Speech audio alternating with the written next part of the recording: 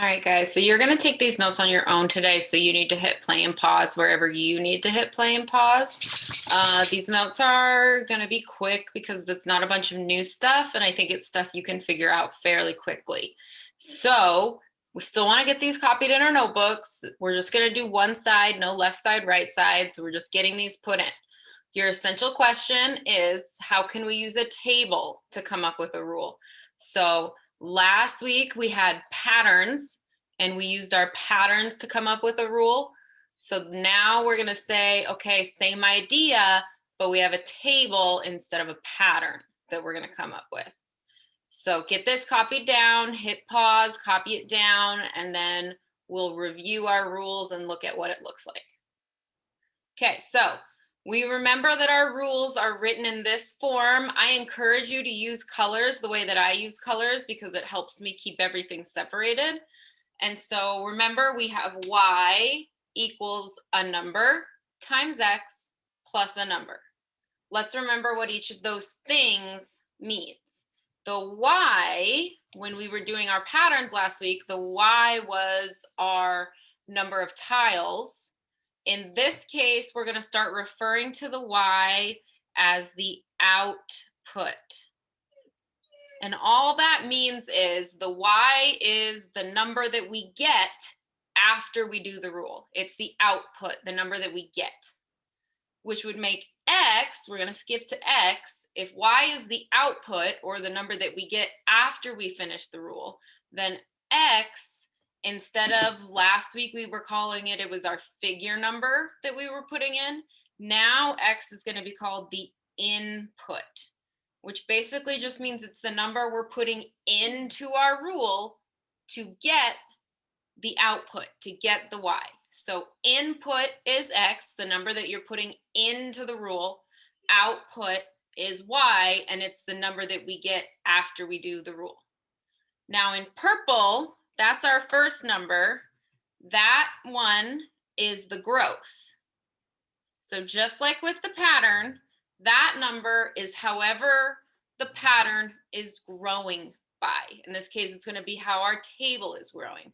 So in the patterns, if we added 2 tiles every time, that would have been the number 2. It was growing by 2.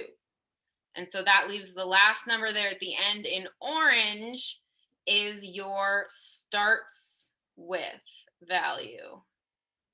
So whatever, if when it was patterns, we were saying how many tiles did figure 0 have? How many tiles did it start with?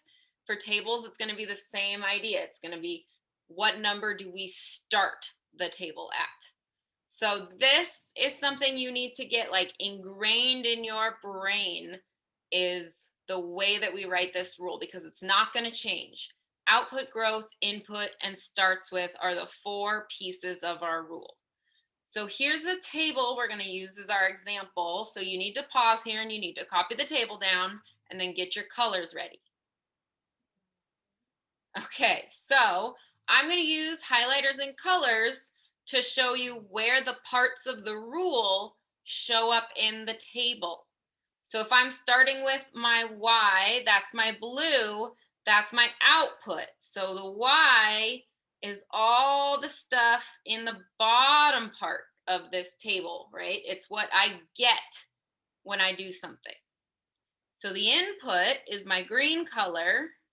That's everything in the top of the table, or the figure number. That's what's being put into a rule to get the output. So we put the numbers in the top of the table into the rule to get the numbers in the bottom part of the table.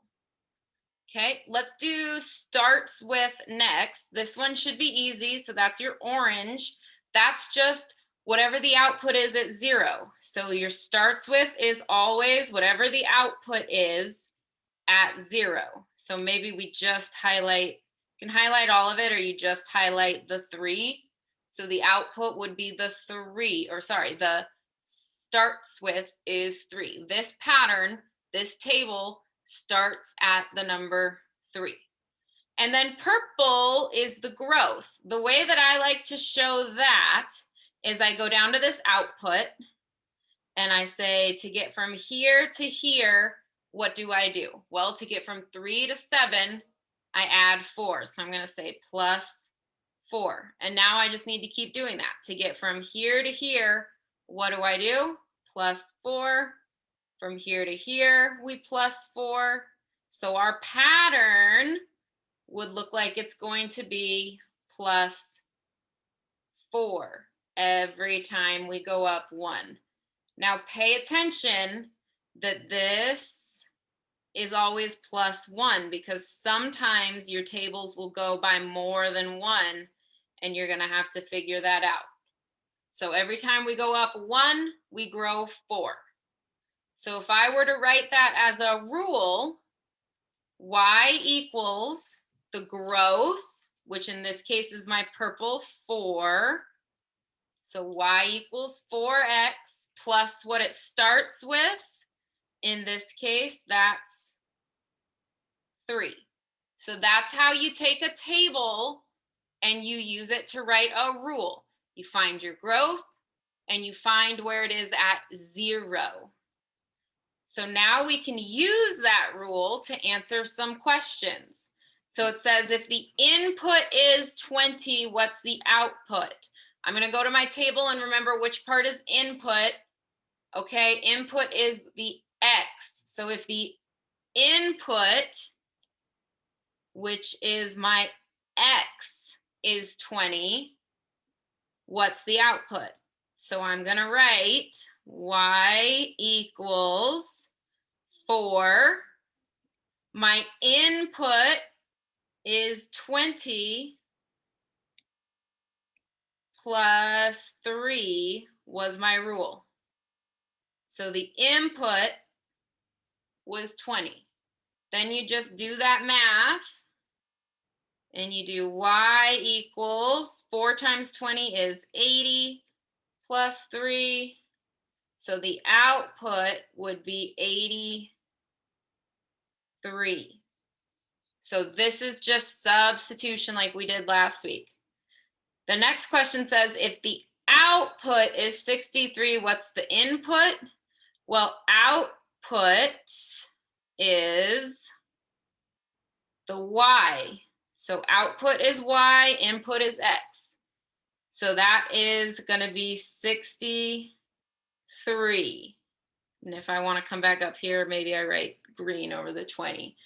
So if I'm using my rule, I'm going to have 63